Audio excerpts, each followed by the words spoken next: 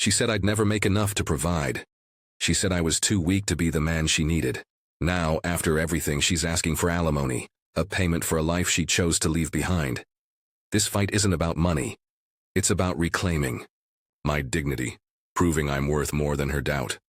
But what happens when the past refuses to stay buried? Hi, I'm Adam, and you're listening to my story. I remember the day she said it like it was yesterday.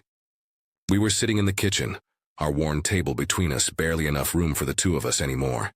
The silence in the room was thick, but when she spoke, it felt like the walls were closing in. "You'll never make enough to provide for us," she said, the words hitting harder than any slap could. I didn't know how to respond at first, just stared at her, stunned. It wasn't the first time she had voiced doubts about me, but it was the first time those doubts cut so deeply. In that moment, I knew the marriage was on the edge, teetering between something real and something false. At that point, I didn't just feel like a failure.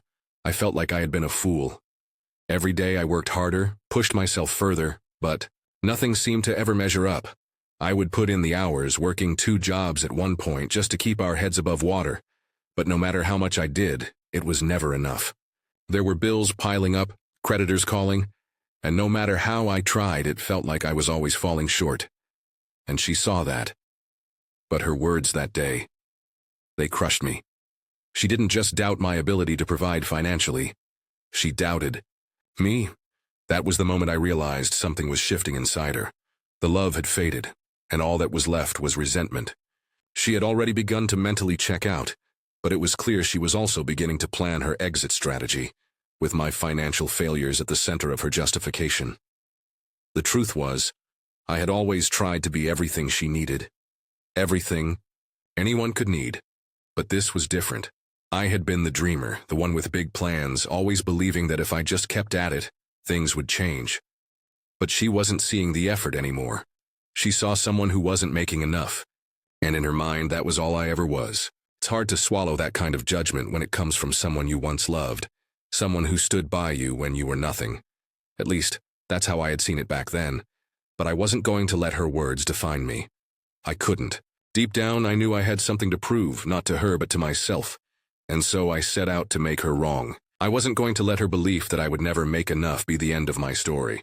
She might have thought that would be my downfall, but I knew I was capable of more than she realized. The question was, how far would I go to show her over? The next few months, I buried myself in work. I spent late nights drafting business plans, networking with people I could barely afford to know, and sacrificing sleep just to get ahead. I'd look at my phone and see her texts, her voice growing more distant with each passing day. The cracks in our relationship were getting wider, but I couldn't focus on that. I couldn't afford to let the relationship fall apart, not yet. My pride wouldn't allow it, but things didn't improve, not for a while. She would look at me with this disappointment in her eyes, a look that seemed to say everything she needed to say. "You're not enough."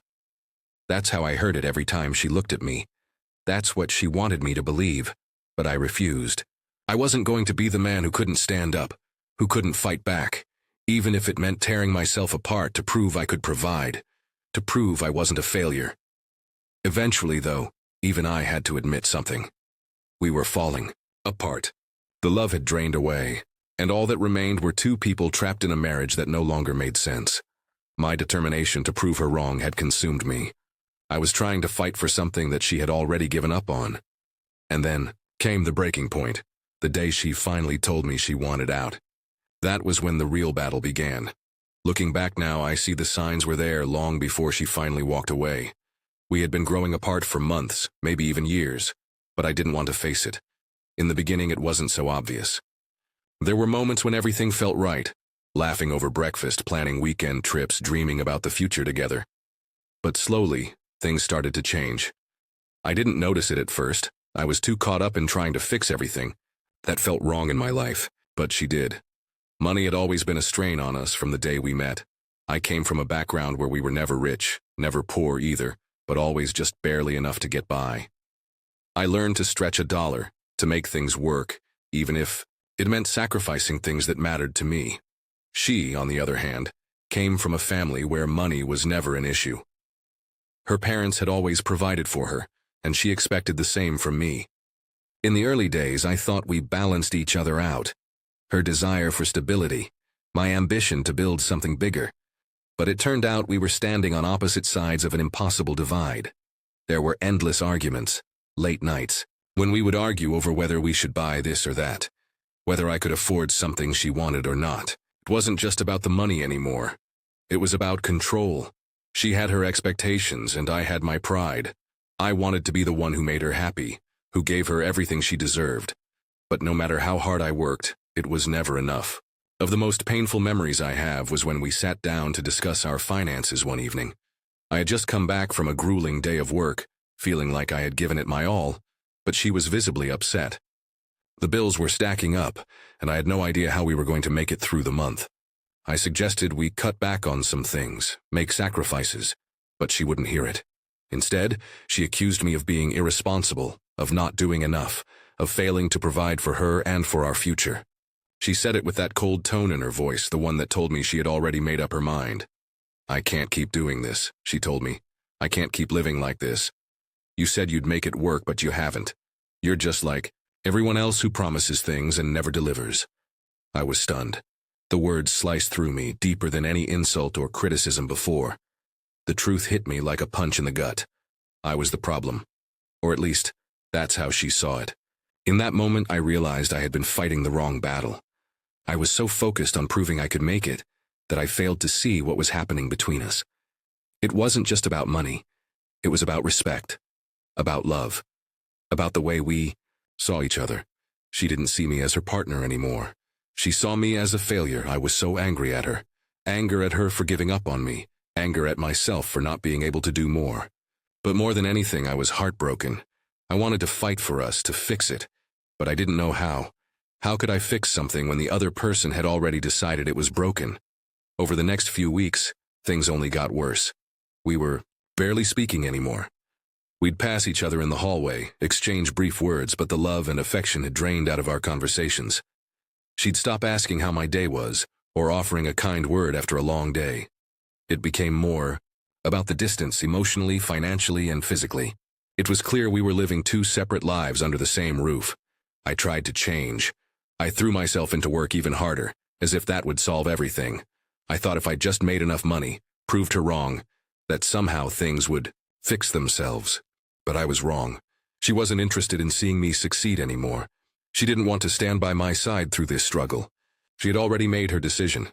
And then one night, when I came home from another long day at work, she dropped the bombshell. She sat me down in the living room and her face was unreadable, emotionless. It was as though she had already made peace with what was happening, even if I hadn't. "I'm done," she said simply, her voice devoid of emotion. "I can't do this anymore. I'm filing for divorce." I felt like the ground had been ripped out from under me. My heart pounded in my chest, my mind racing, but I couldn't find the words to respond. This wasn't how I envisioned things ending. I thought if I worked harder, proved myself, things would get better. But they didn't. It wasn't just the divorce that stung. It was the realization that she had already given up on me. The woman I had loved, the woman I had tried so hard to make happy, was now walking away without looking back. She had made up her mind. The only thing that mattered to her now was her own future. And it wasn't with me. At that moment I realized something. It wasn't just about failing to provide. It was about failing to see what we had become. A broken version of ourselves that couldn't be fixed. And now, here we were, at the end. The weeks that followed felt like a blur, as if I were walking through a fog that wouldn't lift.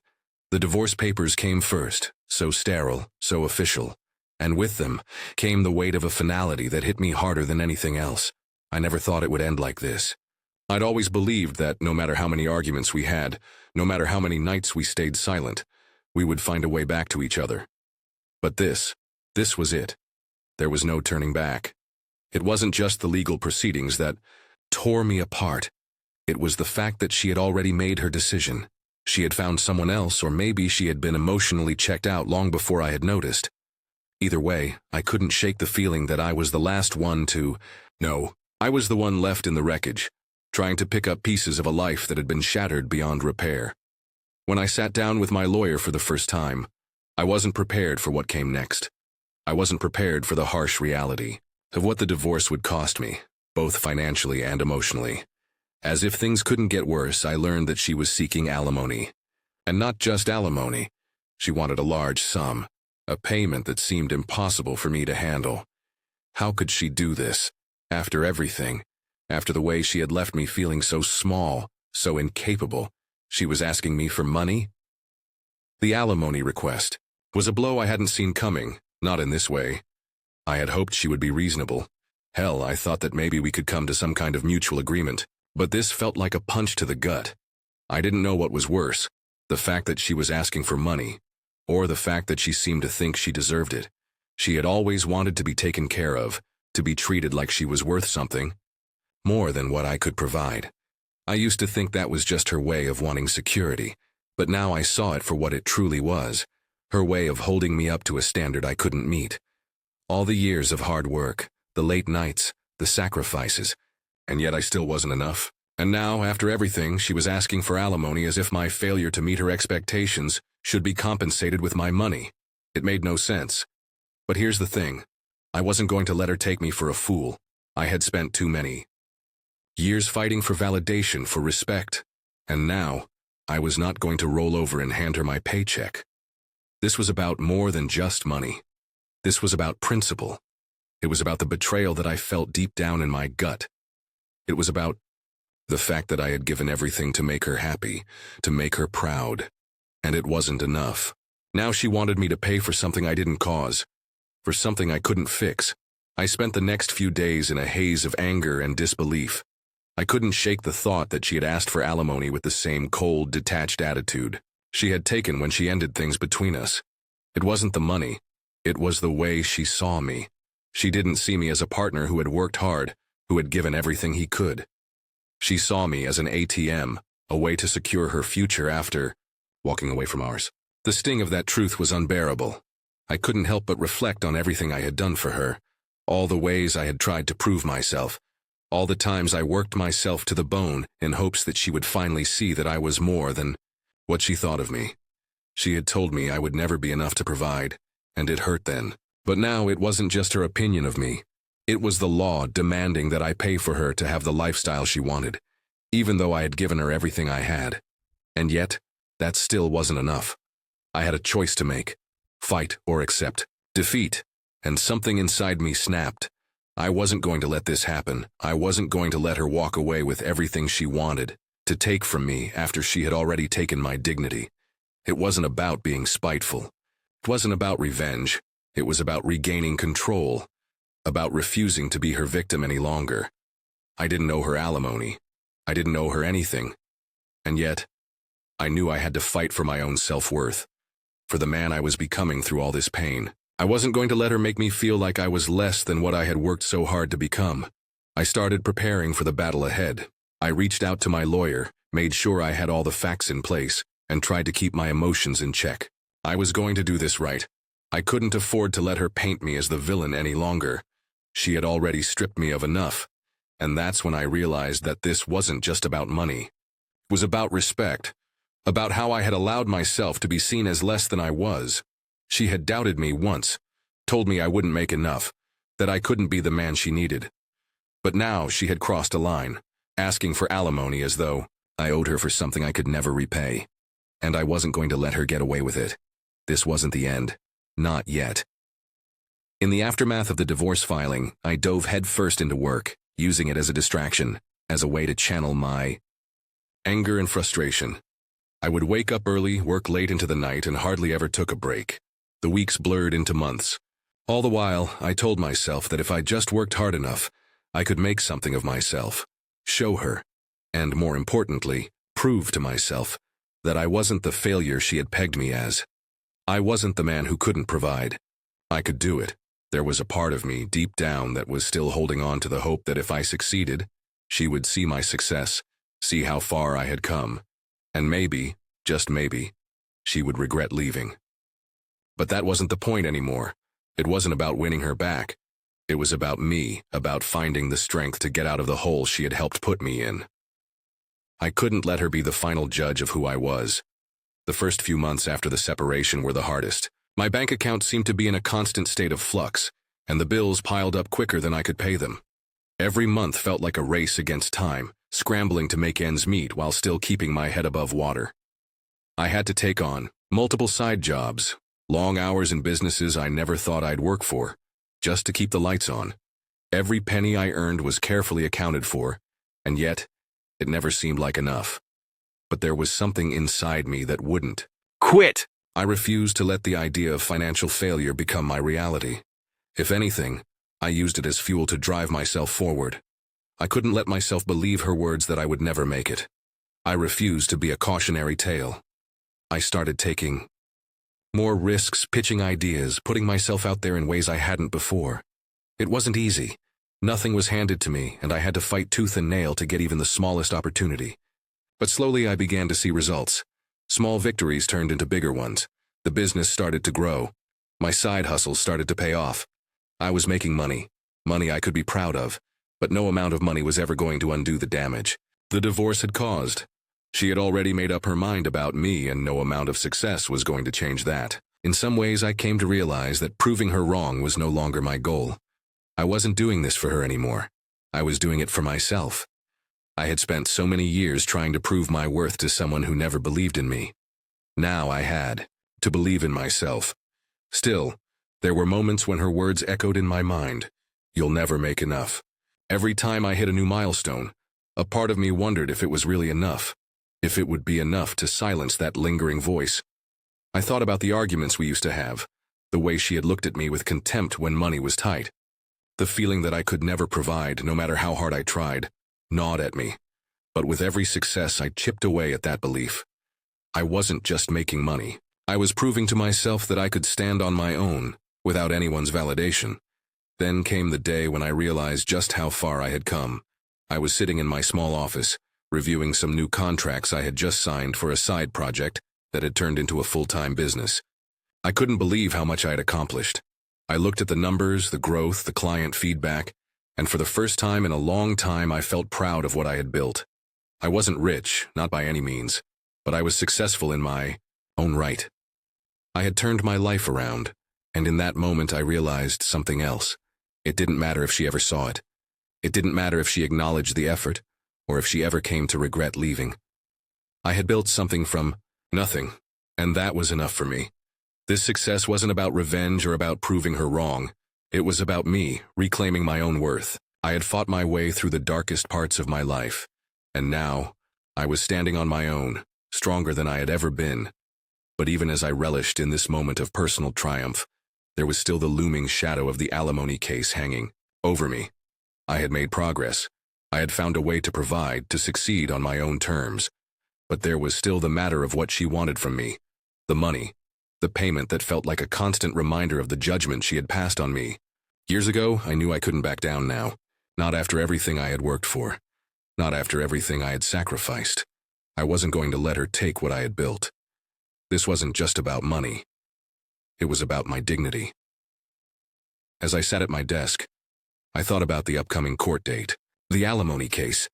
It felt like the final showdown, the last step in this long, painful journey. I wasn't sure what would happen, but I knew one thing for sure. I wasn't going to let her have control over me anymore. I wasn't going to let her words define my life. I had already proven to myself that I could make it. Now, I just had to prove that I wasn't going to let the past, or her, dictate my future. And that was a fight I was ready for. The alimony request was like a slap to the face, sharp and unforgiving. After everything, after the years of work, the countless hours spent proving myself, trying to make up for all the ways I had been made to feel like I wasn't enough, there she was, asking me for money. Asking me for money as if I owed her for something I could never repay. I had been working tirelessly, building something from scratch, putting in long hours, and still, I wasn't ready for this. The legal papers landed on my doorstep with a cold, bureaucratic precision. The words jumped out at me as though they were mocking my every effort. She wants what? It was almost too much to process. There, in black and white, it was laid out in front of me. Her demand for alimony. The first time I read the papers, I felt my stomach twist in a knot. It wasn't just that she was asking for money. It was that she seemed to think she deserved. To be the gall of it. I had spent years working my ass off to prove to her that I could provide. that I could give her a better life. And now, after everything, this was the outcome? I was stunned. How had it come to this? I couldn't help but think back to the days when we were together, when I had tried so hard to make her proud. She had looked at me with that disappointed gaze every time something went wrong. Every time the bills piled up, every time I failed to meet her expectations, she'd throw it in my face. You're never going to make it. You'll never be enough to provide for us. I could still hear her voice echoing in my mind. Those words had haunted me for years, driving me to work harder, to prove her wrong, to be the man she wanted me to be. But here I was, on the other side of the divorce, and she was asking for alimony. For what? For the years we spent together? For the love that had long since faded? For the struggle we both endured? It didn't sit right with me, not at all. She had already walked away from our marriage. She had already checked out emotionally, mentally, and now she wanted me to pay for the privilege of being left behind. She wanted me to support her, to make up for the fact that I wasn't the man she hoped I would become.